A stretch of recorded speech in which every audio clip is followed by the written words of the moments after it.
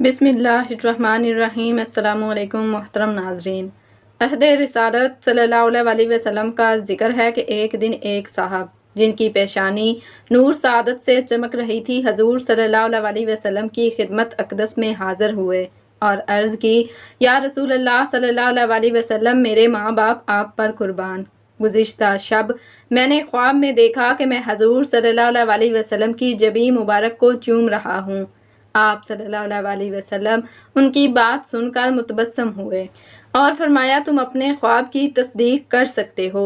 وہ صاحب حضور صلی اللہ علیہ وسلم کا ارشاد سن کر فرط محبت سے بے خود ہو گئے اور والہانہ انداز میں آگے بڑھ کر فخر موجودات نبی رحمت صلی اللہ علیہ وآلہ وسلم کی جبین پاک کو چوم لیا۔ دیکھنے والوں کے لیے یہ ایک تحیر خیز منظر تھا۔ وہ رشک کرتے تھے کہ کاش یہ سعادت عظمیٰ ان کے حصے میں آئی ہوتی، لیکن اللہ کی دین ہے، وہ جس کو چاہے اپنے فضل کے لیے چن لے۔ کائنات ارض و سما کی مقدس ترین ہستی، شال و لاق امام الانبیاء نبی رحمت صلی اللہ علیہ وسلم کی جبین عطر پر بوسہ دینے کا شرف عظیم حاصل کرنے والے یہ صاحب حضرت خزیمہ بن ثابت انصاری رضی اللہ تعالیٰ عنہ تھے۔ حضرت خزیمہ بن ثابت رضی اللہ تعالیٰ عنہ کا شمار آسمان ہدایت کے ان درخشندہ ستاروں میں ہوتا ہے کہ جن کی تابانی سے تاریخ اسلام کے اوراق ابد تک جگمگاتے رہیں گے۔ ان کا تعلق قبیلہ اوس کی شاخ بنو ختمہ سے تھا۔ حضرت خزیمہ رضی اللہ تعالیٰ عنہ کو اللہ تعالیٰ نے فطرت سعید سے نوازا تھا۔ حضور صلی اللہ علیہ وسلم کے مدینہ منورہ میں نزول اجلال سے پہلے حضرت مصعب بن عمیر رضی اللہ تعالیٰ عنہ اسلام کے داعی اول کی حیثیت سے مدینہ آئے تو ان کی تبلیغی مسلحی نتیجے میں اوس خزرج کے بیشتر گھرانے سعادت اندوز اسلام ہو گئے۔ حضرت خزیمہ رضی اللہ تعالیٰ عنہ بھی اسی زمانے میں شرف اسلام سے بہریاب ہوئے۔ قبول اسلام کے بعد انہوں نے بتوں سے ایسی سخت نفرت ہوئی کہ اپنے ایک پرجوش ساتھی عمیر بن عدی کو ساتھ لے کر بنو ختمہ کے تمام بت توڑ ڈالے۔ حضرت خزیمہ رضی اللہ تعالیٰ عنہ کی زندگی کا سب سے تابناک واقعہ وہ ہے جس میں نبی رحمت صلی اللہ علیہ وآلہ وسلم ان کی شہادت کو دو آدمیوں کی شہادت کے برابر قرار دیا اور وہ ذو الشہادتین کے منفرد لقب سے مشہور ہوئے۔ مسند احمد بن حنبل، مسند ابو داؤد، نسائی اور طبقات ابن سعد وغیرہ میں روایت ہے کہ ایک مرتبہ حضور صلی اللہ علیہ وسلم نے ایک عرابی سے ایک گھوڑا خریدا تو وہ عرابی حضور صلی اللہ علیہ وسلم کے پیچھے پیچھے چلا۔ یہ سودا راستے میں کسی ایک ایسی جگہ پر طے ہوا جو حضور صلی اللہ علیہ وآلہ وسلم کے کاشانہ اقدس سے کچھ دور تھی۔ وہ قیمت آپ صلی اللہ علیہ وسلم کے پاس نہ تھی، چنانچہ آپ صلی اللہ علیہ وسلم اس عرابی کو قیمت دینے کے لیے اپنے ساتھ لے چلے۔ حضور صلی اللہ علیہ وسلم نے چلنے میں جلدی کی تاکہ گھر جلد پہنچ کر قیمت ادا کریں، لیکن عرابی نے چلنے میں سستی کی، یہاں تک کہ بہت پیچھے رہ گیا۔ اسی اثنا میں اس سے کچھ لوگ ملے اور اس سے گھوڑے کا بھاؤ تاؤ کرنے لگے۔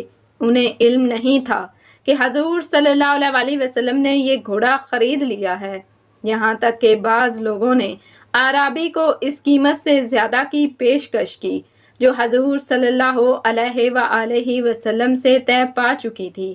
اس پر عرابی نے حضور صلی اللہ علیہ وسلم کو بآواز بلند پکارا کیونکہ آپ صلی اللہ علیہ وسلم کے آگے بڑھ چکے تھے، آپ یہ گھوڑا خریدتے ہیں یا نہیں، ورنہ اس کو دوسروں کے ہاتھ بیچتا ہوں۔ آپ صلی اللہ علیہ وسلم نے عرابی کی آواز سنی تو کھڑے ہو گئے، یہاں تک کہ عرابی آپ صلی اللہ علیہ وسلم کے قریب آ گیا۔ حضور صلی اللہ علیہ وآلہ وسلم نے فرمایا، تم تو گھوڑا میرے ہاتھ بیچ چکے ہو۔ عرابی مکر گیا اور بولا، واللہ میں نے تو اس کو آپ کے ہاتھ نہیں بیچا۔ آپ صلی اللہ علیہ وسلم نے فرمایا، ہاں تو اس کو میرے ہاتھ بیچ چکا ہے اور میں نے تجھ سے اس کو خریدا ہے۔ حضور صلی اللہ علیہ وسلم نے بار بار یہ بات فرمائی اور عرابی نے ہر مرتبہ انکار کیا اور کہا کہ اگر میں نے اسے آپ کے ہاتھ بیچا ہے تو اس کا کوئی گواہ لائیے۔ اسی دوران میں بہت سے لوگ جمع ہو گئے۔ انہوں نے عرابی سے کہا کہ یہ اللہ کے رسول ہیں، جھوٹ نہیں بول سکتے۔ جو آپ صلی اللہ علیہ وآلہ وسلم فرما رہے ہیں یقیناً یہی سچ ہے، تو غلط کیوں اصرار کر رہا ہے؟ لیکن وہ بار بار گواہ مانگے ہی جا رہا تھا۔ اتنے میں حضرت خزیمہ بن ثابت رضی اللہ تعالی عنہ بھی وہاں پہنچ گئے۔ انہوں نے اعرابی کو مخاطب ہو کر کہا کہ میں اس بات کی شہادت دیتا ہوں کہ تو نے یہ گھوڑا ان کے ہاتھ بیچا ہے۔ اس پر رسول اللہ صلی اللہ علیہ وآلہ وسلم نے حضرت خزیمہ رضی اللہ تعالی عنہ سے پوچھا کہ تم تو اس وقت موجود نہ تھے، تو تم شہادت کس طرح دے رہے ہو؟ انہوں نے عرض کیا، یا رسول اللہ صلی اللہ علیہ وآلہ وسلم، میں آپ صلی اللہ علیہ وآلہ وسلم کی بات کی تصدیق کر رہا ہوں۔ آپ اللہ کے رسول ہیں، آپ جو کچھ فرماتے ہیں حق ہی فرماتے ہیں، اس لیے میں نے یہ گواہی دی۔ اس کا جوش اخلاص دیکھ کر حضور صلی اللہ علیہ وسلم نے فرمایا کہ خزیمہ جس کے مخالف یا مواقف گواہی دیں تو بس صرف ان کی تنہا گواہی کافی ہے، یعنی ان کی شہادت 2 آدمیوں کی شہادت کے برابر ہے۔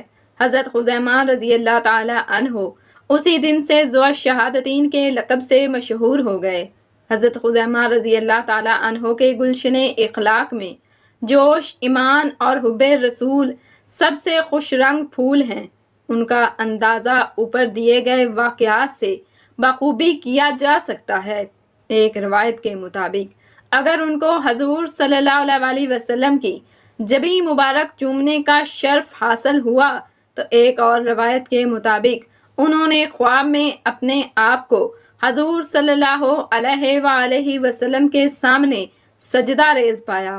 بیدار ہو کر حضور صلی اللہ علیہ وآلہ وسلم کی خدمت اقدس میں یہ خواب بیان کیا تو حضور صلی اللہ علیہ وسلم نے اپنی جبین عطر ان کی پیشانی سے مس فرمائی اور فرمایا، یہی تیرے خواب کی تعبیر ہے۔ فتح مکہ کے موقع پر وہ ان 10,000 قدسیوں میں شامل تھے جن کے بارے میں کتاب استثناء میں پیشی گوئی کی گئی تھی کہ وہ نبی آخر الزمان صلی اللہ علیہ وسلم کے ہم رکاب ہوں گے۔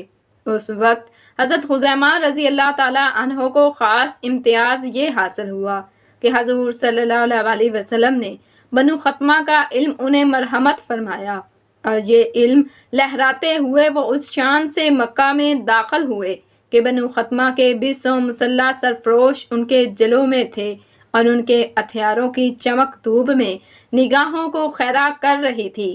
حضور صلی اللہ علیہ وآلہ وسلم کے وصال کے بعد حضرت ابو بکر صدیق رضی اللہ تعالی عنہ، حضرت عمر فاروق رضی اللہ تعالی عنہ اور حضرت عثمان غنی رضی اللہ تعالی عنہ کے زمانہ خلافت میں حضرت خزیمہ رضی اللہ تعالی عنہ کے ایام حیات کیسے بسر ہوئے، کتب سیر اس کے بارے میں خاموش ہیں۔ ان کا نام دوبارہ حضرت علی رضی اللہ تعالی عنہ کے عہدے خلافت میں منظر عام پر آتا ہے۔ حضرت علی رضی اللہ تعالی عنہ نے دارالخلافہ مدینہ منورہ سے کوفہ منتقل کیا تو وہ بھی کوفہ جا کر مقیم ہو گئے۔ 36 ہجری میں جمل کی جنگ پیش آئی تو حضرت خزیمہ رضی اللہ تعالی عنہ حضرت علی رضی اللہ تعالی عنہ کے ساتھ تھے، تاہم انہوں نے اس لڑائی میں عملی طور پر حصہ نہیں لیا۔ اس کے بعد وہ جنگ صفین 37 ہجری میں حضرت علی رضی اللہ تعالی عنہ کے حامی تھے۔ مسند احمد بن حنبل میں ہے کہ جب حضرت عمار بن یاسر رضی اللہ تعالی عنہ نے شامی فوج کے ہاتھ سے شہادت پائی تو حضرت خزیمہ رضی اللہ تعالی عنہ کو جوش آ گیا اور وہ شمشیر بدست یہ رجز پڑھتے ہوئے دشمن کی صفوں میں گھس گئے۔ جب ہم نے حضرت علی رضی اللہ تعالی عنہ سے بیعت کر لی تو یہ ہم کو کفایت کرتی ہے اور اب ہم کو کسی فتنے کا ڈر نہیں ہے۔ حضرت علی رضی اللہ تعالی عنہ میں اہل شام کی تمام بھلائیاں موجود ہیں، لیکن اہل شام علی رضی اللہ تعالی عنہ کی بعض خوبیوں سے بھی تہی دامن ہیں۔ دیر تک نہایت شجاعت سے لڑتے رہے، آخر شامیوں نے نرخے میں لے کر تیروں اور تلواروں کا می برسا دیا اور اللہ کا یہ شعر جام شہادت پی کر معبود حقیقی سے جا ملا۔ اللہ تعالیٰ کی ان پر بے شمار رحمتیں نازل ہوں، آمین یا رب العالمین۔